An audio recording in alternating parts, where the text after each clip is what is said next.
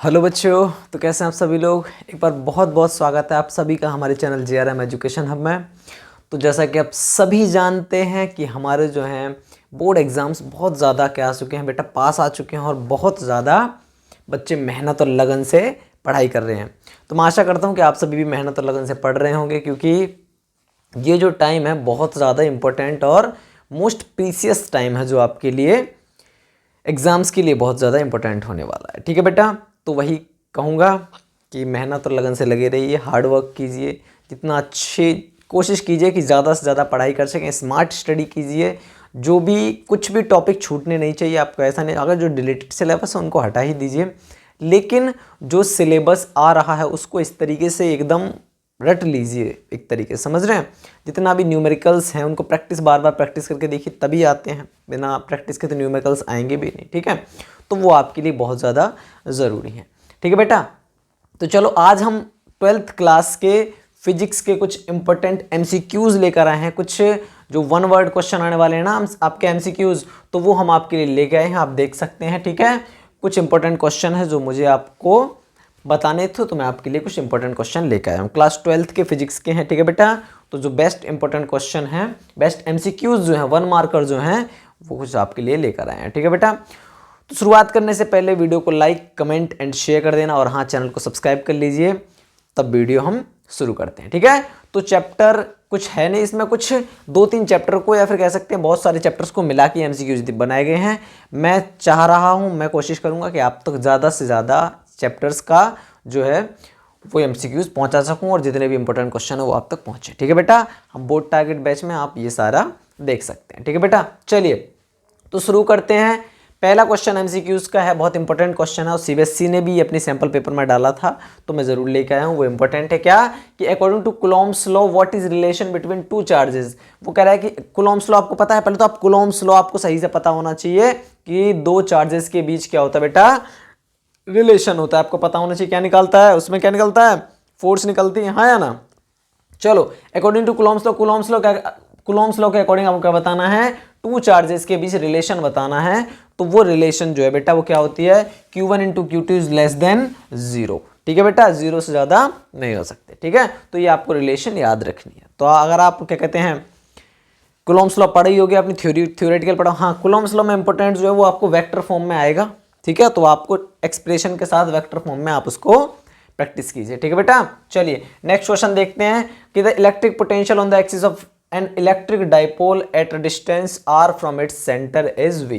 वो कह रहा है कोई डिस्टेंस है r से, कोई डिस्टेंस है r कहां से, सेंटर से, समझ रहे हैं। तो किस पर बेटा, on the axis of an electric dipole, तो उसका इलेक्ट्रिक पोटेंशियल कितने दे रखा, v दे रखा है। कितने दे रखा बेटा, v दे रखा है। किस पर, एक्सिस पर, किसकी एक्सिस पर, इलेक्ट्रिक डाइपोल की एक्सिस पर। उसकी डिस्टेंस कितनी रखी, r दे रखी है। ठीक है, कहां से, सेंटर से। तो इलेक्ट्रिक पोटेंशियल कितना है, v है, आपको पता है, v से डिनोट करते हैं। अब वो कह रहा है then the potential at a point at the same distance on its equatorial line. तो वो कह रहा है कि पोटेंशियल बताना है आपको किस पर, same point, eight a point at the same distance. Distance तो सेम रहेगी, ठीक है, एक पॉइंट पर आपको क्या बताना, पोटेंशियल बताना, सेम डिस्टेंस रखनी है, और वो भी किस पर, इक्वेटोरियल लाइन। तो आपको पता है, आपको पता होगा जब इक्वेटोरियल लाइन की बात करते हैं और हम उस पर क्या निकालें, अगर पोटेंशियल निकालें तो V = KP cos theta upon r², आपको याद होगा फॉर्मूला। ठीक है, तो वहां अगर आप cos 9 थीटा बराबर क्या होता है, इक्वेटोरियल लाइन पर हो जाएगा 90 डिग्री। तो अगर आप वहां पर वैल्यू पुट करेंगे तो आपका cos 90 मतलब 0, तो टोटल ओवरऑल क्या आ जाएगा बेटा, आपका 0 आ जाएगा। ठीक है, तो ये आपको पता होना चाहिए। तो इस तरीके से हम दो क्वेश्चन ये इंपॉर्टेंट हैं जो आपके लिए आपको पता होना चाहिए। ठीक है, चलिए इस तरीके से आप प्रैक्टिस करेंगे। थर्ड क्वेश्चन देखेंगे आप कि if the magnetising field on a ferromagnetic material is increased. वो कह रहा है, क्या कह रहा है कि मान लो if the magnetising field on a ferromagnetic material is increase. अच्छा, वो कह रहा है फेरोमैग्नेटिक मटेरियल का जो मैग्नेटाइजिंग फील्ड है उसको हमने इंक्रीज किया। क्या किया बेटा, इंक्रीज किया। पता है ना आपको फेरोमैग्नेटिक वगैरह। ठीक है, चलो, तो फेरोमैग्नेटिक मटेरियल को के जो मैग्नेटाइजिंग फील्ड जो है उसको हमने क्या किया बेटा, इंक्रीज किया। तो कह रहा है उसकी परमिएबिलिटी पर क्या इफेक्ट पड़ेगा। तो परमिएबिलिटी जो है वो इंक्रीज होगी या डिक्रीज होगी, तो क्या होगी बेटा, जो उसकी परमिएबिलिटी होगी वो डिक्रीज होगी। क्या होगी बेटा, डिक्रीज होगी।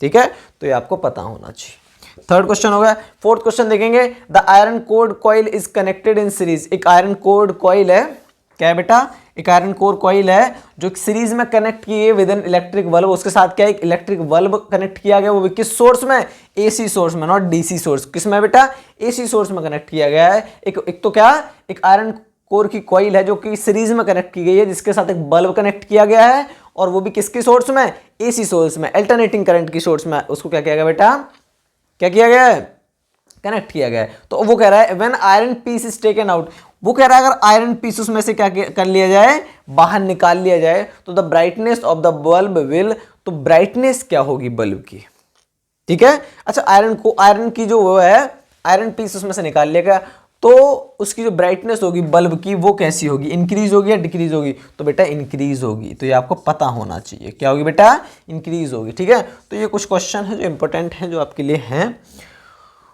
तो आई होप कि आपको समझ आ रहा होगा, ठीक है बेटा। चलिए, फोर्थ क्वेश्चन आपने पढ़ रखे हैं, बट ये इंपॉर्टेंट एमसीक्यूज हैं, तो आप करके ही जाएंगे, ठीक है।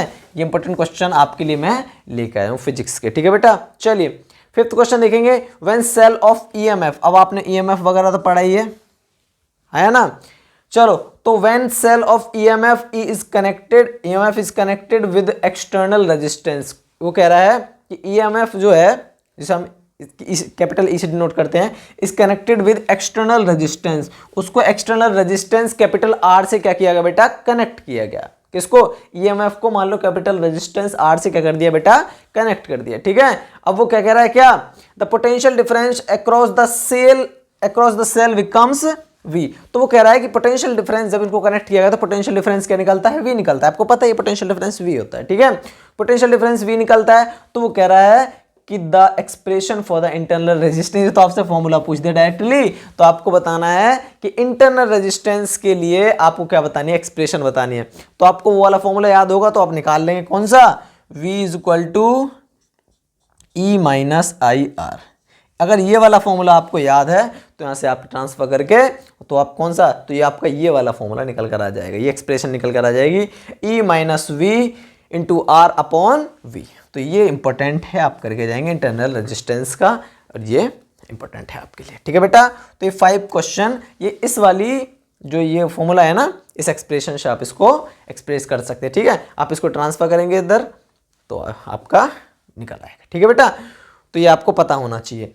अब देखेंगे 6 क्वेश्चन क्या कह रहा है। 6 क्वेश्चन यहाँ समझ में आ गया आपको। ये 5 क्वेश्चन इंपॉर्टेंट है बेटा, ध्यान रखिएगा, ठीक है। ये तो आपका सीबीएसई ने पूछे ही हैं 1-2 क्वेश्चन, बाकी जो है वो इंपॉर्टेंट है बेटा, ठीक है आपके लिए। चलो, आपको अब वो कह रहा है व्हाट इज द डायमेंशन। आपको डायमेंशन निकालनी तो आती है, 11th क्लास में सीखी थी आपने, आया ना। तो ये तो बहाना नहीं चलेगा कि भैया डायमेंशन निकालनी नहीं आती है, और अगर नहीं आती है तो आप मुझे मेंशन कर देना, मैं आपको पूरी एक चैप्टर लेकर आ जाऊंगा आपके लिए सिर्फ डायमेंशन का, ठीक है बेटा। किसका, सिर्फ डायमेंशन का, ठीक है। तो what is the dimension of electric flux, वो भी किसकी पूछी है, इलेक्ट्रिक फ्लक्स की। तो आप बेटा इलेक्ट्रिक फ्लक्स वगैरह, इलेक्ट्रिक फील्ड वगैरह की डायमेंशन जरूर याद करके जाना, आपसे पूछ सकता है, क्योंकि एमसीक्यूज है, इस बार पूछ देगा, तो फिर आप क्या करके आओगे, ठीक है। तो डायमेंशन आपको याद होनी चाहिए।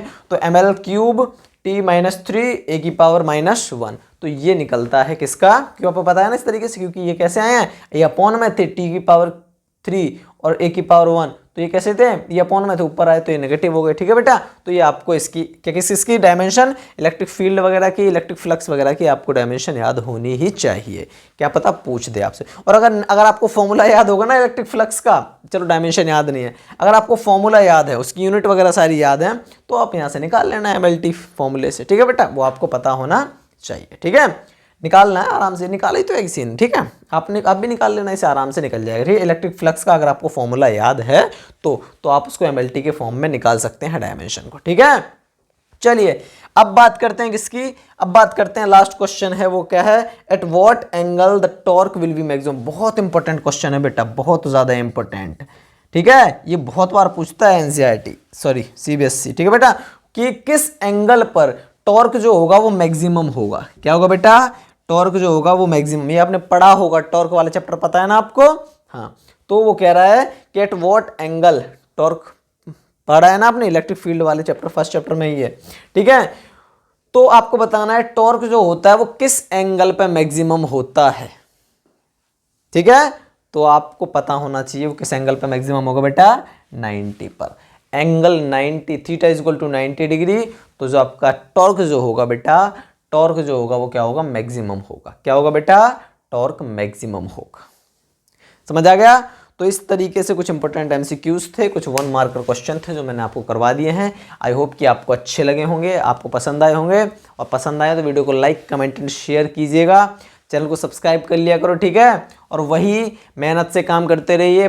15 से 20 दिन बचे हैं सिर्फ आपके लिए। 15 फेब से एग्जाम है आपके, और ये आपके 2-4 दिन जनवरी के बचे हैं, और फिर आपके फेब में स्टार्ट होने वाले हैं। प्रैक्टिकल चल रहे हैं बच्चों के, ठीक है। प्रैक्टिकल वाली मैंने वीडियो डाल दी, जिनके प्रैक्टिकल नहीं हुए हैं केमिस्ट्री फिजिक्स से बायो के, तो उससे रिलेटेड मैंने वाइवा क्वेश्चन भी डाले हैं केमिस्ट्री वगैरह के, बायो के, और क्या कहते हैं फिजिक्स की। मैंने जितनी भी इंपॉर्टेंट जो भी बातें, जो भी क्या कहते हैं प्रैक्टिकल के लिए जो भी इंपॉर्टेंट था, वो मैंने सारा मटेरियल डाल दिया है, ठीक है। तो वो आप लोग जाकर वीडियो को देख सकते हैं, ठीक है बेटा।